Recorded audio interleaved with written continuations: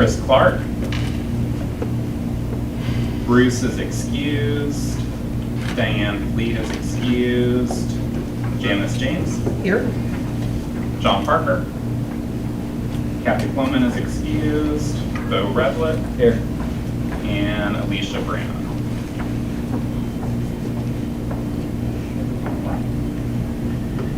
The next we'll go ahead and do welcome and introductions. I'll start us off. I'm Jeff Herron, the Homelessness Prevention Manager with LFUCG's Office of Homelessness Prevention and Intervention. I'm Marissa Webb, and I'm the Continuum of Care Coordinator. Hi, I'm Joy Andrade, and I'm on the HPI board. I'm Bo Revlett, HPI board. Janice James, HPI board. Erica Dominguez with Lexington Rescue Mission. Ashley Faulkner with Fayette County Public Schools. David Shad with Hope Center. Whichever way when I go, that way or this way. Okay, Lori Clemens, Arbor Youth Services. Charlie Later, Commissioner of Housing and Community Development. Mark Crosby, Fair Housing. Anita Nellums, BCTC. I'm Jordan. I work in community development. Dave just a concerned citizen. I'm Allison Compton, I'm Green House 17. I'm David Rigsby, NAMI Lexington. Julie Joseph, NAMI Lexington. Christina Ellison, New Beginnings Bluegrass. Dylan Shell, New Vista. Next on our agenda, we would have approval of the minutes. We actually have two sets since the December minutes were not ready in February. I'm open if there's any discussion around corrections to the minutes. Otherwise, I would just need a motion to approve. That's a full membership vote, not from anyone. I'll do that. I'll second.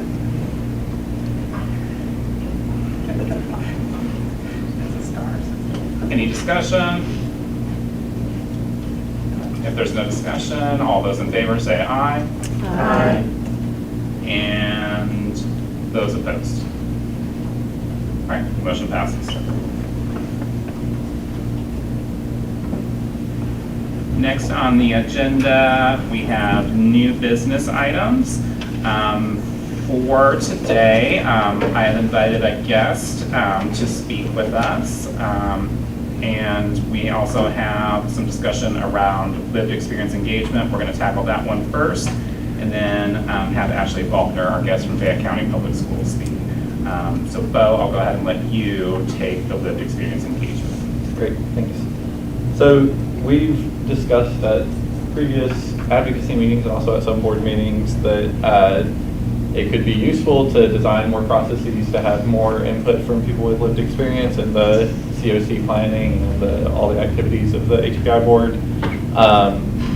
And also, I know one point that Jeff has shared is that increasingly HUD applications are giving weight to the level of input from people with lived experience. And so I've had some conversations with Jeff about what this could look like, and Jeff has shared that we would likely be able to offer some money to be able to compensate people with lived experience to do this, and that money, I think it's currently unclear whether it would come from some extra money from COC planning grant or from potentially from ISSH, but I can let Jeff share more details on that.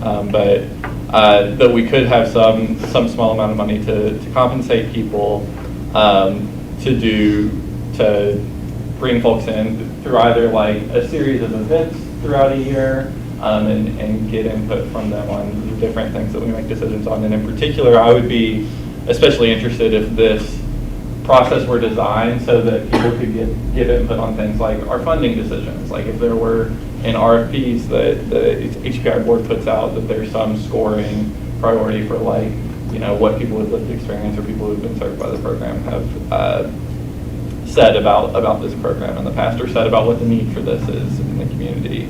And also like things like our COC standards for shelters and RRH and PSH and things like that. I think it would be really good to have a direct mechanism, continuing ongoing mechanism where people with lived experience know that they can show up and get compensated to give input into these like policy level things.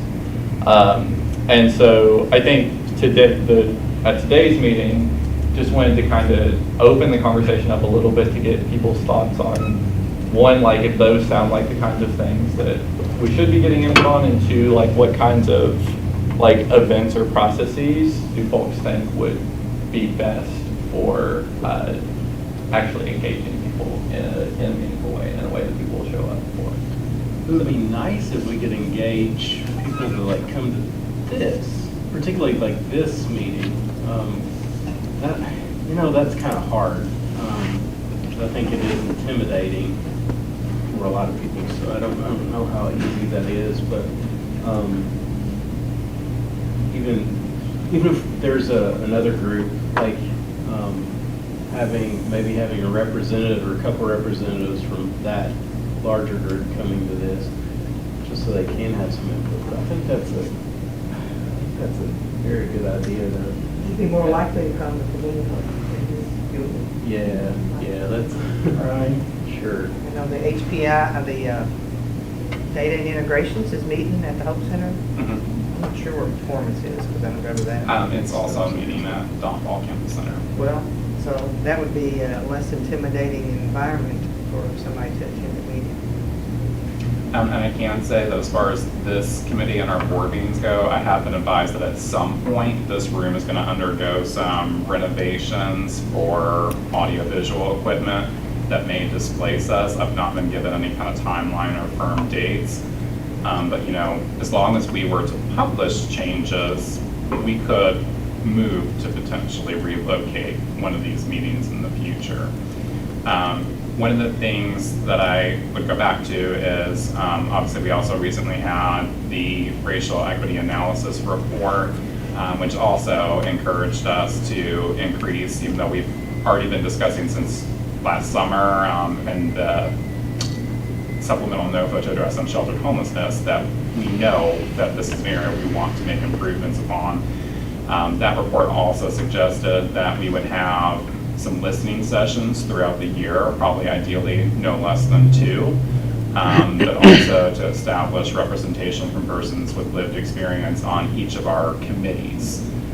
So we do have a board member, obviously, who sits on the board with lived experience, but we really don't want to rely on one person as the voice for the entire population of those with lived experience. So one thing that Bo and I had discussed was, I think in terms of listening sessions, it would probably be best for us to kind of start small. I think that report had suggested a minimum of 2 sessions throughout the year.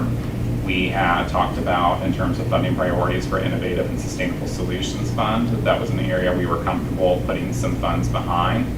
I've also learned that we're able to use COC planning funds to engage persons with lived experience. We can also use that to compensate them, so long as it's in compliance with the subrecipient LFUCG, our procurement policies, then we would be able to utilize that. And typically there's a little bit of wiggle room with those funds. We could probably carve out a small amount from that source, and if we need to, we can also tap into Innovative and Sustainable, as the board's already indicated that's something that they would approve. I think we could start with planning approximately 2 sessions, and I think within those sessions, maybe get some further input from that population as to what are the steps that we can take to make participation in our meetings more accessible, more friendly, whether that be making a meeting like this held somewhere that isn't a government building that might be intimidating to some. And again, we would have some mechanisms that we could compensate for participation, still exploring exactly what our options would be there. I know for sure there will be an opportunity to offer gift cards, and HUD is clear that we don't have to track what those gift cards are actually used towards once they're distributed, so we don't have to go back and get receipts or anything. I have that in writing from them.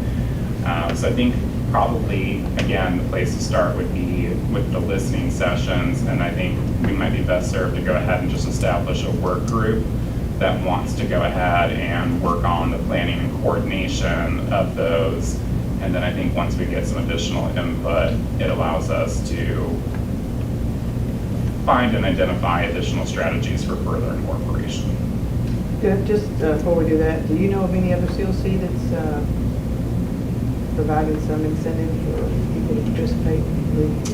I think it's fairly common. I believe there might even be some examples in the racial equity analysis report. They may have referenced some other communities. I'll double check that. It'd be good to have an example, so you don't have to. And I want to say either Louisville or KHC may have recently established a lived experience committee. So we can also talk with our neighbors about what they're doing. Can you use CLC funds to buy food, or is that something, like we can get donations for that? I'm sorry, I have the hard time hearing. Can we use the CLC funds for like buying food for those meetings, or is that something, I mean, we could probably get donations for that if not. I think we have some different strategies that we can explore there. I think we might be better served to use innovative and sustainable solutions funding for food purchase, just because I think we'd have a little bit more flexibility. I know that HUD has stated that we can use it for stipends to those that are engaged in the planning process. Sometimes they can be a little bit more difficult to work with for other purchases.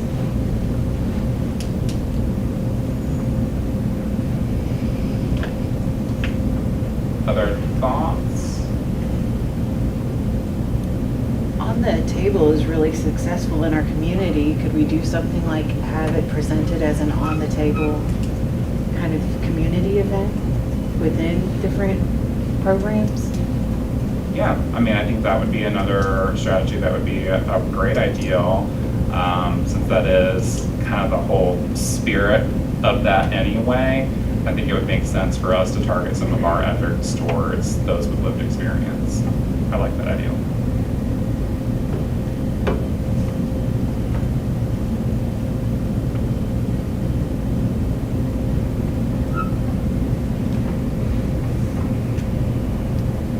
Since it doesn't seem like we have a lot more to say, I'm glad to give more time for the discussion. If not, I think then you might want to make a motion to establish a work group or ad hoc committee. Yeah, I'd make a motion to establish a work group. Can I get a second? I second it. Any further discussion before we vote? No, but should we, before we vote, see if people are willing to serve? See if you have enough people willing to participate? We have such, We can, yeah. I don't know, really, if I should, Bo, you're taking, probably taking lead and then off the side, so probably good people, but I just didn't know if there were other people. Huh? I'd be a part of it. There you go. So I guess we can vote then, there's 3 points. Great. All right. Then at this time, all those in favor, say aye. Aye. All those opposed? All right, the motion would pass. I will, anybody else want to go ahead and express their interest? I'll send this out to the listserv with the availability poll. But I'd be glad to go ahead and make sure if there's somebody down on the contact list that I include them. Maybe not necessarily me, but Okay. like to do one. Yeah, same here. Have somebody on, have somebody in mind.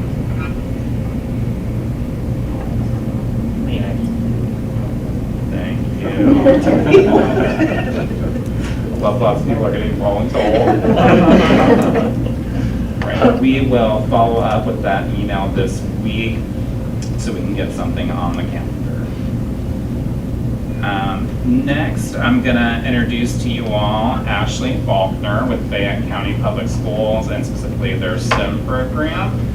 She reached out to me after I think seeing some news coverage maybe of the Lexington event, and she works with a group that I'm going to let her tell you more about, but they are very interested in working with our continuum of care on trying to do a project that is centered around homelessness. I thought it is a really interesting, ideal a great way to raise awareness. It's a good complement to the work that she's doing. And I'll let her have the floor and tell us a little bit more about what she's working on. Absolutely. Thank you all so much for welcoming me. I do have little postcards just so that you can take them. It is the teacher in me. I'm like, you gotta have something to do, right? So there's a few around. So my role is currently a STEM learning coach, and if anyone is unfamiliar with STEM, there's so many acronyms in all industries, so science, technology, engineering, and math. One of the things that was kind of handed to me last year was this Girls Who Game program, and what it is essentially it's exposing our young women and allies. I don't know if I'm supposed to stand or if I'm supposed to sit, but That was comfortable for you. okay. Exposing our young women and allies to STEM careers, as well as how they can impact their community locally while working to solve global issues. So this is something that is out of Dell Technologies. It's a partnership with them. They do some of our swag bags. They get good publicity from us and what we do. And so last year we piloted in the spring. We only had 3 clubs that did it, and we grew in the fall to 21 clubs, which is 21 different schools, to 270 students that participated. So huge growth this year, but I have to continue that momentum and prove that this is a viable club for our district. So basically what it is we look in our community for problems or issues that we could work together to innovate and solve. Now this issue of homelessness is obviously not going to be solved by our students necessarily in the 1 year's time, but if it can raise awareness, if it can lead to some great discussions, and also benefit our community partners, I figured it was worth a shot. So the students will choose a problem that our community is facing. They will go through the engineering design process to develop an innovative solution in order to meet one of the needs that our community is facing. And then they will build a prototype in Minecraft. So anytime you say Minecraft to kids, they're always like, oh my gosh, I get to play in Minecraft. They don't realize that they're actually doing project-based learning, and you're kind of hitting them from multiple different perspectives as far as the instruction goes. So I have posed this to Jeff that, and some of you have seen me up in your inbox or up in your establishments, but to create kind of this community around this project so that our students can not only benefit as far as educationally, but community partners can benefit from the work that they're doing. So along with this project, not only do they have to have a prototype of an innovative solution that they'll pitch in a Shark Tank kind of moment, but they will also have to take community action in the spring where they will be either assigned or choose, I haven't decided that yet, a community partner that is doing this work to communicate with and provide either donations, drives, volunteering, or fundraising, whatever it should be that organization should need. So that they kind of see bigger problem, but this is something that I can do immediately. So that card that I passed out to you all, it has our website on the back. If you want to see or read what we did last year, we worked with the Parks and Recreation Department to design an inclusive park. I'm sorry, I'm not turning around. To design an inclusive park at Cardinal Run Park North. So our students kind of went through that whole process. And then we also have a partnership with UK where they help us host this big celebration at the end of the challenge where we have our winners, we have keynote speakers like the mayor, and then my goal is for next year to also have an hour of action where our girls are working together to put together care packages or care bags for our street outreach. So that's a lot in a nutshell, but just kind of introducing myself and making it known as to what we are doing. And then from our perspective, we're also looking for females that are in this workforce, especially females of color, who are engaging in this work as well as in STEM careers too, so that they can see that this is a real thing in our community that women are working towards. Thank you. That was a lot. I think your passion for this project shows anytime that you speak about it. I also placed this item later on in the agenda for some breakout groups. I know we're going to have one breakout group that's going to work on discussion of street outreach standards, and then the other will focus on this project. In your packet, there were some documents included around specifically the project that the group is going to be working on. And there's going to be some target areas where I'd like us to give some feedback to Ashley around if some of the ideals that we've been brainstorming seem like good fits for us to have the students pursue development in, but also to help her to network, to identify folks that might want to work with this project. Also, I understand she's trying to work on getting, we're still doing the thing where we're going to have like some things incorporated into Minecraft where there's going to be like some videos and introductions to persons and organizations. Yes, that's my goal, especially like if I can have a video of you that's introducing the project. They have NPCs that are, scattered around, so the students will interact with your NPC, your non-player character, to learn more. So also maybe getting some volunteers or some good connections so that we can facilitate that learning for the group. Any immediate discussion before we would take up some of the more detailed work in a breakout group?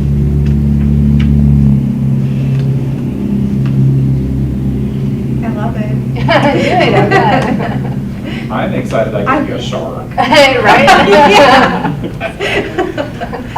All right, we'll again revisit that here in just a minute. At this time, we're going to move on to continuing business. First of all, I just wanted to let you all know that we finalized the racial equity analysis report with the Cloudburst Consulting Group. Thanks again to those of you that provided suggestions or feedback. We tried to incorporate all of that as meaningfully as possible. And the final version of that report is in your packet. And we're also going to be working on getting it up onto our website. We're in the process of working with our team to do a resources for partners page that should, in addition to reports like this, collect some of the links for things like HMIS, continuum of care meetings, various different things that our partners might need to be able to access without having to search through their email and find what we previously sent out. Was there any discussion around that racial equity final report?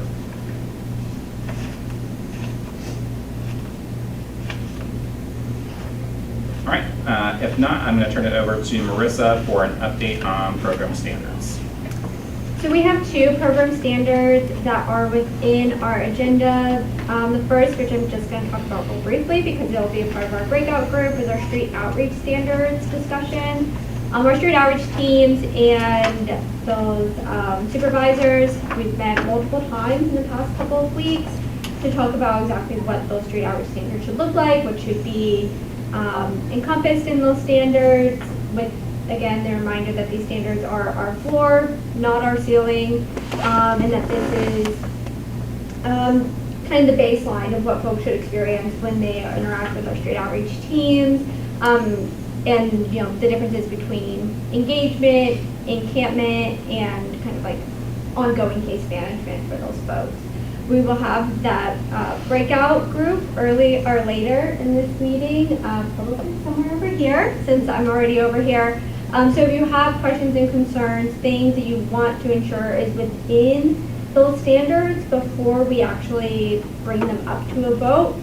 Part of the reason that they're on this agenda as a breakout group is that way if you previously have not been a part of those meetings, because maybe you're not directly a street outreach supervisor or individual, you still have a chance to ask questions, clarification, and maybe bring up some points that we hadn't thought about.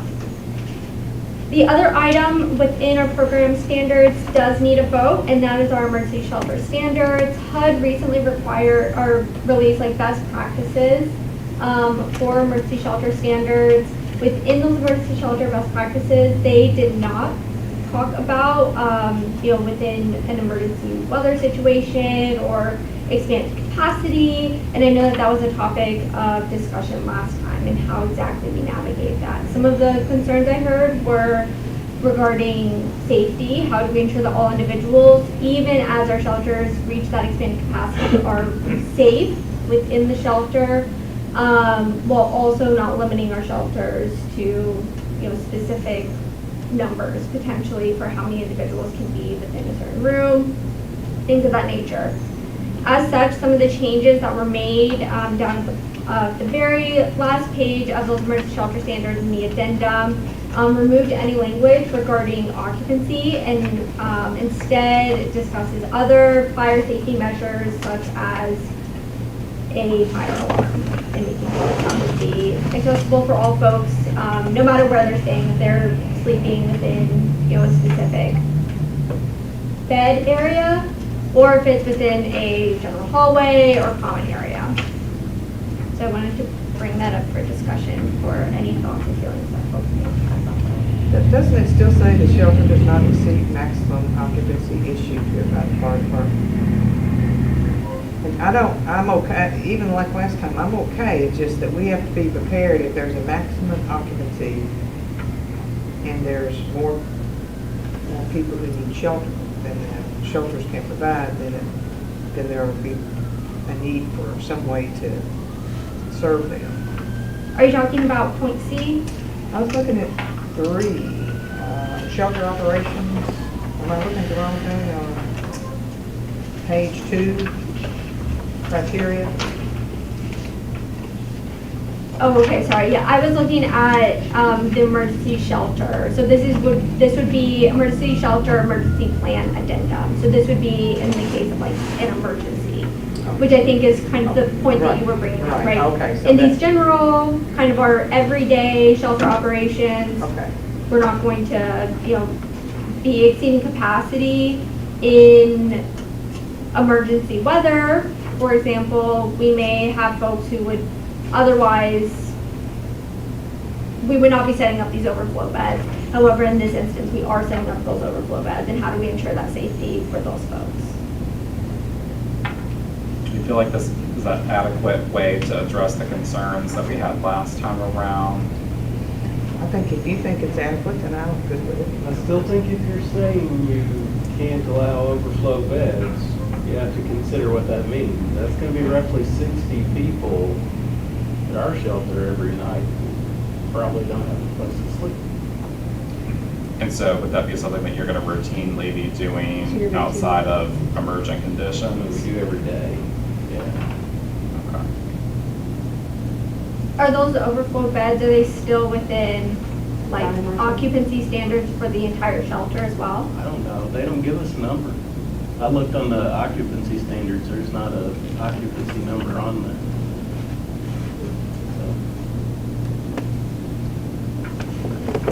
Well, then you're not in violation. Well, right. If there's not a cap that's been provided to you, then I was you would be surprised that within it's okay. that guidance. Yeah. But yeah, so you have to, yeah, there's a cap. So there's a cap. It's just not on that. It's just not on that letter. I'm certain they but that I mean, that definitely was an issue when you're looking at. So we have 120 beds. Well, Definitely more than 120 people. and I think you made a motion the last meeting that we determine what the occupancy is for every shelter. Do I recall that correctly? It should be in the minutes, which would put a number. So before that's the only thing is we need to be prepared to deal with whatever we're putting in place. If we're going to put it in place, we need to be prepared to deal with it when it's. So the only point I was making before and maybe nobody will ever pay attention to it if we don't need to be prepared. We're gonna have separate occupancy rules for, just like the mall has square footage based on how many people versus how many people are sleeping, right? Like, so that's gonna be a different number in terms of how many people can get a room versus how many people code thinks should be sleeping in a room. I think our number, we're probably a little more concerned about the total number. I don't think anybody's going to get close to the total number allowed in the room. right? Because that, The room-to-room stuff came up in the That past, stay in but the that was house, more yeah. about FEMA and Yeah. like, you know, what we should be, human decency and health and all of that that came before, but yeah, the fire marshal is more just building capacity. right, I don't think anybody's gonna be close to that number. If you are, then we have a lot bigger problems. And I think the sleeping area stuff's not usually, you know, what we have in codes is not set up for shelters. It's not designed for that. So yeah, the numbers should probably be high. So it could be a moot point, like, I think it's just something we don't know. So one thing I could say is we placed it on the agenda for a vote to see if we were comfortable with the adjusted language. However, we did approve standards last board meeting. So we have the option of proceeding with the vote, or we could, since we already have shelter standards in place, delay any vote, and Marissa can have some further discussion with our shelter providers to further explore any concerns that they have. Now I'm imagining New York Salvation Army, I would imagine they have the same concern. I would think here two shelters are probably going to be the ones that are going to have the most concern around this subject, because obviously you deal with the largest populations. So we would be glad to continue the discussion if that's what we feel like is the right move at this time. I think it's worth exploring. Speaking for myself, like, I think it's worth exploring, just to see if it's something we should be concerned about. So then I think we'll have an easier time reaching you than we will establishing, because I know there's been some change in leadership in the Salvation Army. We're still kind of in the process of getting connected with the teenagers. We'll work on trying to set something up so that we can continue that discussion. And that is all I have about I'm just going to get an update next on IDs for those experiencing homelessness. So probably a lot of you have already seen, and we've shared via social media, that House Bill 21 has passed. So that's great news. In the meantime, it's not really going to take effect until 2025. So that means that we're going to be operating under current policies until that time. Recently, the board had approved use of funds towards IDs. We started by trying to provide access to IDs for residents of the Safe Harbor warming shelter, knowing that their time there is going to be coming to an end, trying to facilitate housing options with access to IDs. That was a way that we were able to pilot that program with the state and kind of work through that process. They're a little slow sometimes on getting me receipts, but otherwise we've had success with that program, and I'm now slowly bringing other organizations in. As a reminder, if they have had a state ID in Kentucky previously, we likely would not require a social security card and a birth certificate, because that can probably be identified within the state system. Those that would be from out of state, never having a Kentucky state ID, it's going to be more challenging. They're still going to have those documents. But we are working on, again, expanding Community Action Council, which Marty, I've got some for you. I got to make sure you get those before you leave. Has started sending us some referrals, and we have some additional funds that are still available. So I would like to start with our shelters and our street outreach organizations. Again, as a reminder, what you would be obligated to do is use your agency's address as the individual's mailing address on their ID. It's also going to be where the physical ID is mailed to once it's printed. And then for each individual, I would just need some information to incorporate into a form letter. You'd need to provide me with a photo so they can match the individual to the letter, their legal name, social security number, date of birth, and then race and gender, again, just to verify that it is the correct individual. I would print out and sign that letter, and the individual would sign the letter, take it to the local office. and they would receive their ID in the mail, and the cost would be charged to my office. So we presently have over half of the money that the HPI board had voted to use for this purpose out of our 22 ARPA funds. And we had also identified this as a funding priority to put some additional funds for fiscal year 24 behind. So we'll get some additional funds very soon for that purpose. The one thing I'm gonna kind of just note is for those agencies that participate, do encourage individuals to timely try to get that letter to the local office. One thing I've seen is that some individuals are not doing that very quickly, and that's just going to make it difficult for us to keep a pretty accurate figure as how much funds that we have remaining. Also, there's going to be some times, like as we get into the end of the fiscal year, where my Pro card may be temporarily unavailable, and that can just cause a logistical issue. But if there's other shelters or street outreach providers that would want to go ahead and establish using their agency address and helping persons get access, just reach out to me and I'm glad to facilitate that. Would there be any questions or discussion around state IDs? Will that change a lot when that goes into effect? I have to review fully what the final version of that bill was to be certain. I know at one point there was some discussion about wanting to reduce the cost. I don't think that made it into the approved bill. I think it's still at the same cost. I think it's just going to be the additional flexibilities, like for example, that youth might not necessarily have to have a parent to gain access to an ID if they're, I think, 16 or 17. And so there's just going to be some of those smaller flexibilities. I love the idea of making them free. We didn't get that. I was really hoping that happened. We can continue to advocate. Yeah. Other discussion? All right, next on the agenda was National Homeless Persons Remembrance Day, last advocacy committee meeting. We had talked around establishing an event for this national day of acknowledgement of those that have passed away while experiencing homelessness, occurring on December 21st of each year as the longest night of the year.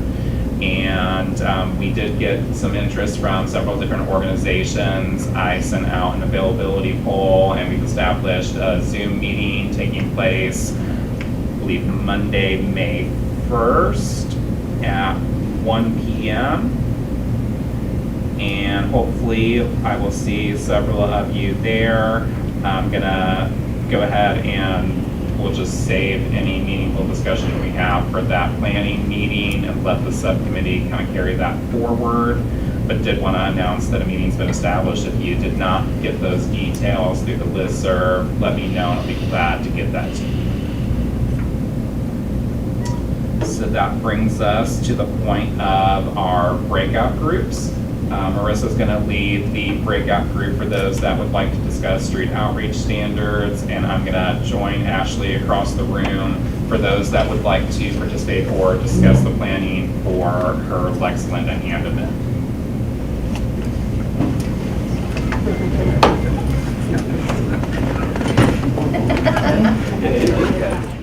Close out the agenda then. Even more people have left.